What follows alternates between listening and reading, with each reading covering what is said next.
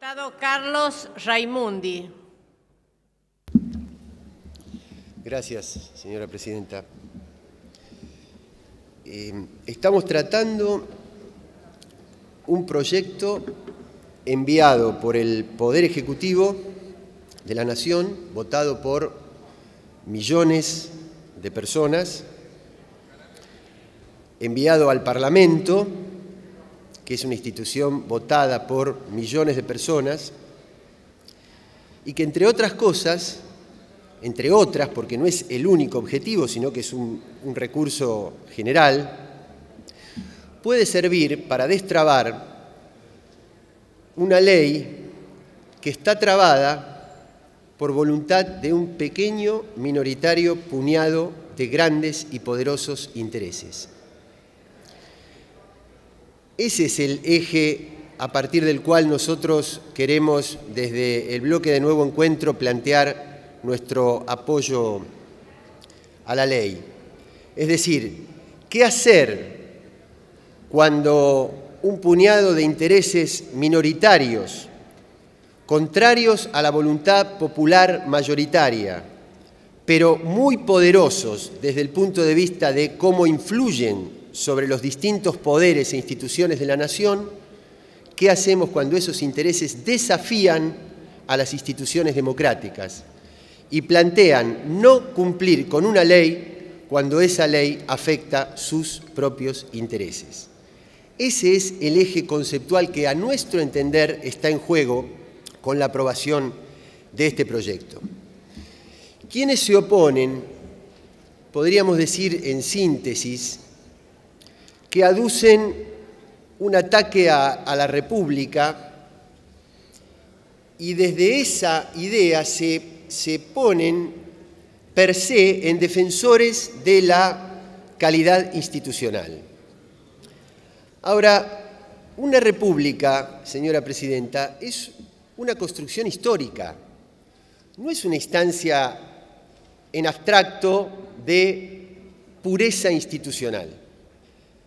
En una república hay intereses, hay disputas, hay contradicciones, hay confrontaciones, pero además, yo cuando escucho algunos planteos institucionalistas, me pregunto, ¿cuál es el modelo concreto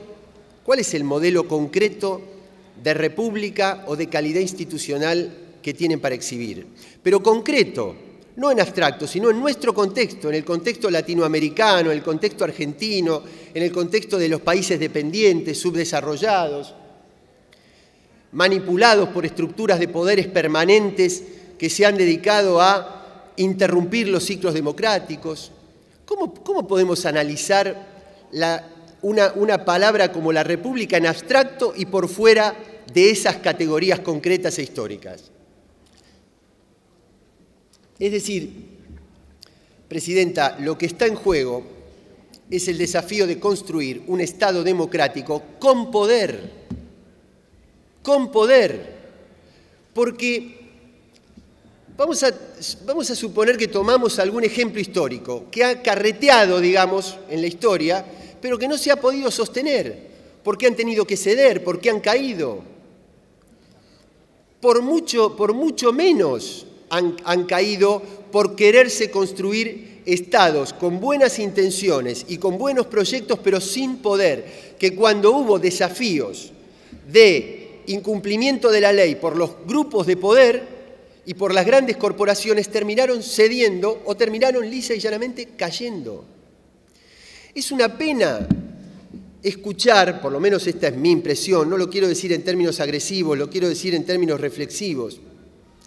Es una pena no entender que hubo gobiernos que cayeron por los climas desestabilizadores generados por un dibujante que al presidente Ilia le dibujó una paloma en la cabeza y a partir de ahí se creó un clima comparándolo con tortugas. ¿Qué es lo que pasa? El clima en ese momento era de debilidad, pero lo que estaba en juego era la ley de medicamentos y la anulación de los contratos petroleros con el extranjero. Esos eran los intereses en juego, pero ¿qué pasó? La sensación en ese momento era de debilidad política, es decir, un Estado que que tenía buenas intenciones desde el punto de vista de los proyectos que impulsaba, pero que no pudo construir el poder suficiente como para destrabar esa disputa entre los intereses de las corporaciones y los intereses de las mayorías. Ha habido gobiernos y ministros que han caído por una placa roja que nos iba mostrando cómo aumentaba la tasa de riesgo país y se generaron golpes de mercado, Presidenta. Eso es lo que está en juego. Yo personalmente espero tener muchos años por delante para hacer cosas en política, pero también tengo para atrás algunos. Y no me puedo olvidar de otra de las herramientas de manual que utiliza el poder, que son las grandes denuncias catástrofes de corrupción. Hubo una época, la última etapa del gobierno del doctor Alfonsín, estuvo marcado por la denuncia de los pollos de Mazorín. Y eso creó un clima, Presidenta. Entonces, el problema y la diferencia que nos dan haber vivido algunas experiencias es saber diferenciar bien entre el clima de un momento y la perspectiva histórica de un gobierno. Ese gobierno no pasó a la historia por esa denuncia que en ese momento ocupaba el centro de la cuestión, porque las denuncias de corrupción se agrandan en los momentos destituyentes por la decisión del poder, pero después la historia las minimiza y prácticamente a ninguna ha podido comprobar. ¿Y cómo puede ser que desde los que han sufrido eso, hoy, en lugar de ponerse del lado de la lucha política para construir poder de un Estado democrático, inocentemente o interesadamente se ponen del lado de la defensa de los intereses de las corporaciones?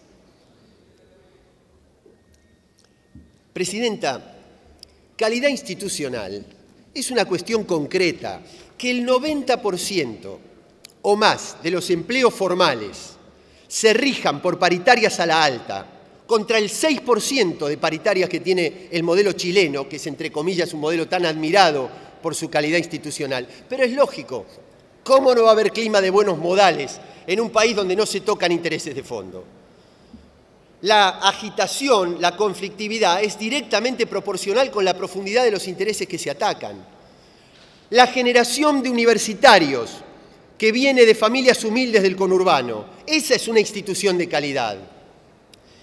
El hecho de que no se haya criminalizado la protesta social, el hecho de que rija la más absoluta libertad de prensa, el hecho de que los represores gocen de todas las garantías constitucionales y procesales en los juicios.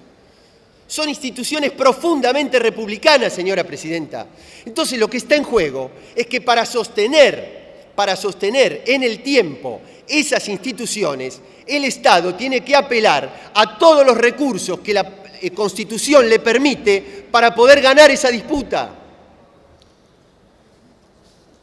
Señora Presidenta, el control judicial de constitucionalidad, con lo que tiene que ver el recurso que estamos tratando, lo heredamos de la Constitución de los Estados Unidos, porque los padres fundadores del Estado estadounidense planteaban que tenía que haber un poder contramayoritario que controlara ante el riesgo de la tiranía de las mayorías. Eso es lo que dicen los libros de los fundadores.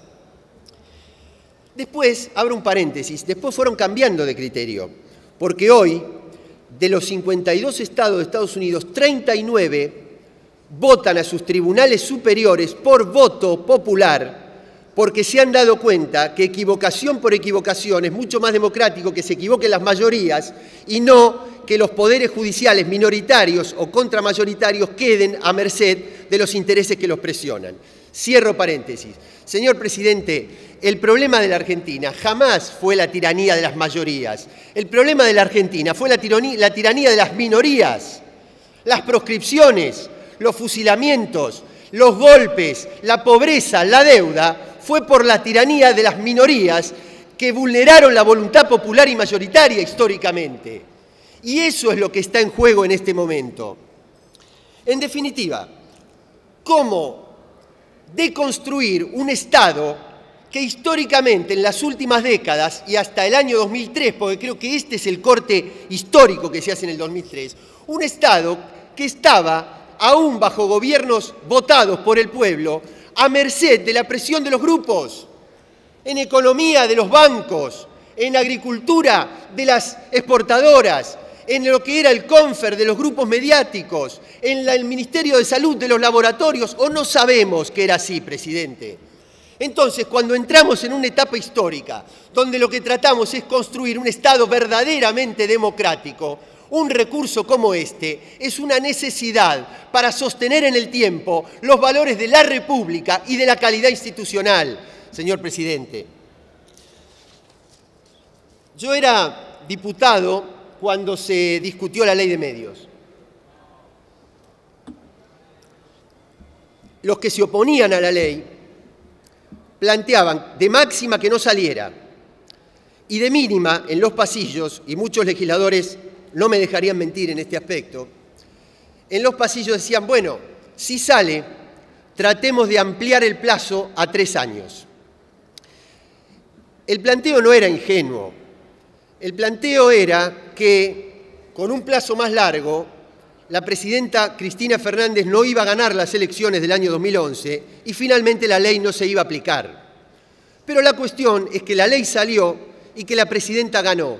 Y sin embargo, hoy tenemos que el plazo de adecuación no se cumplió precisamente por aquellos 3 años que era lo que pedía el poder y no lo que dice la ley votada mayoritariamente por las instituciones democráticas. A raíz de esa prórroga, hicimos, recuerdo con mucho trabajo de militancia, 2 marchas multitudinarias. Una fue el 15 de abril, la otra fue el 28 de septiembre del año 2010 y llegaron esas marchas hasta la puerta de tribunales.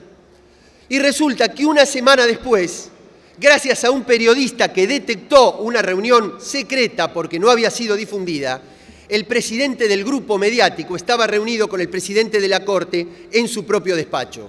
Es decir, cómo el poder tiene la capacidad de influir sobre todas las instancias de la justicia, vulnerando las leyes que son el producto de la voluntad popular. De allí en más, como no se designó al juez que corresponde, se subroga un juez por semana y de hecho, hay un puñado de personas que manejan una institución judicial que están ejerciendo funciones legislativas contrademocráticas, porque están impidiendo la aplicación de una ley votada por las instituciones mayoritarias. Entonces, señor presidente, termino acá reiterando, ratificando, poniendo más énfasis en este eje central, que es cómo actúa un Estado democrático para no repetir otros ciclos históricos de debilidad, sino demostrar su fortaleza cuando hay un puñado de intereses minoritarios que desafían el cumplimiento de la ley. Y se hace precisamente para sostener en el tiempo las grandes conquistas, los grandes derechos, los grandes valores democráticos y populares que se han logrado construir en esta etapa histórica que tenemos que fortalecer y consolidar. Muchas gracias, señor presidente. Muchas gracias.